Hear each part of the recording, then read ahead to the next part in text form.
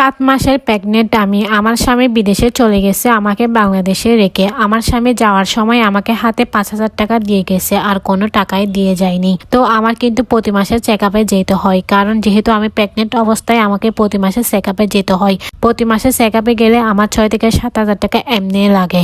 আমার স্বামী আজ বিদেশ গেল, 3 মাস হয়ে গেল। এই 3 মাসের মধ্যে সে আমাকে একটা টাকাও দেয় নাই। ওই যে যাওয়ার সময় যে 5,000 টাকা দিয়ে গেছে ওইগুলাই। এমন না যে আমার স্বামী বিদেশে কম টাকা ইনকাম করে। আমার স্বামী প্রতি মাসে তার মায়ের অ্যাকাউন্টে 80 থেকে বা 1 লক্ষ টাকা পাঠায়, কিন্তু এখান থেকে আমাকে একটা টাকাও দেয় নাই। এই 3 মাসে প্রতি মাসে টাকা পাঠাইছে। আমি যদি আমার শাশুড়ি মার থেকে টাকা খুঁজি, আমার শাশুড়ি মা আমাকে বলে যে তোমাকে যাওয়ার সময় তো আমার ছেলে টাকা দিয়ে গেছে, ওগুলাইতে চলো। তো এমন কথা যদি বলে শাশুড়ি মা, তাহলে কি আর টাকা খুঁজতে মন চায়? মন চায় না। আপনারা তো সবাই জানেন প্রেগনেন্ট অবস্থায় একটা মেয়ের থেকে কত কিছু না খাইতে ইচ্ছা করে।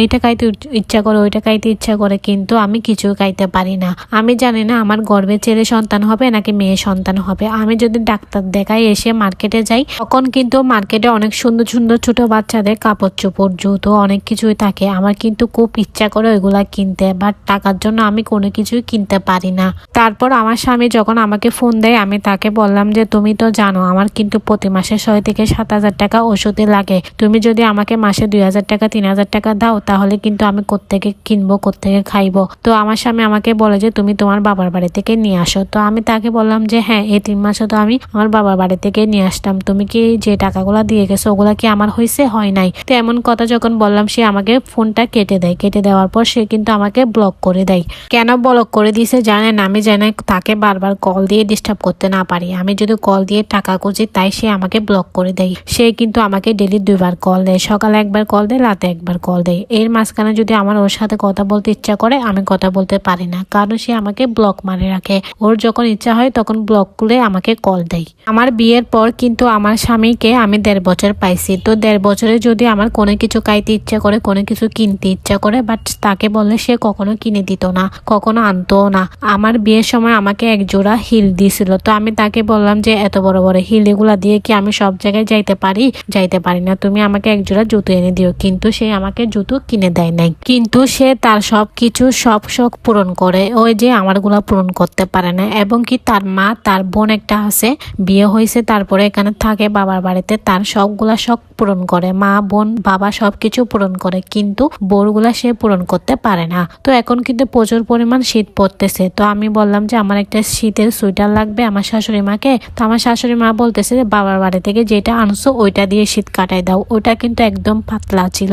তো এটা দিয়ে কি কখনো শীত পার করা যায়? প্রচুর পরিমাণ গ্রামে শীত পড়তেছে। সকালবেলা উঠে আমার সব কাজ করতে হয়। সকালবেলায় উঠে কিন্তু বাজার আনে, মাছ আনে, সবগুলো পরিষ্কার করতে হয়। তো আমার কত যে ঠান্ডা লাগে আমি বলে বুঝাইতে পারবো না। কিন্তু আমার স্বামী হাত খরচের টাকা ছাড়াও কিন্তু আমার শাশুড়ি আর আমার ননদের জন্য এমনি কাপড় চোপড় কেনার জন্য এক্সট্রা টাকা দেয়। ওই যে শুধু আমার জন্যই দিতে পারে না। তো একবার আমি এই সোয়েটারটা পরে কাজ করতেছিলাম একদম পাতলা। ওই সময় কিন্তু আমার বাবা চলে আসে আমার শ্বশুর বাড়িতে। তো আমার বাবা দেখছে, তারপর আমার বাবা একটা কিনে দিয়ে গেছে। তো আমি এখন থেকে এইটাই পরে কাজ করি।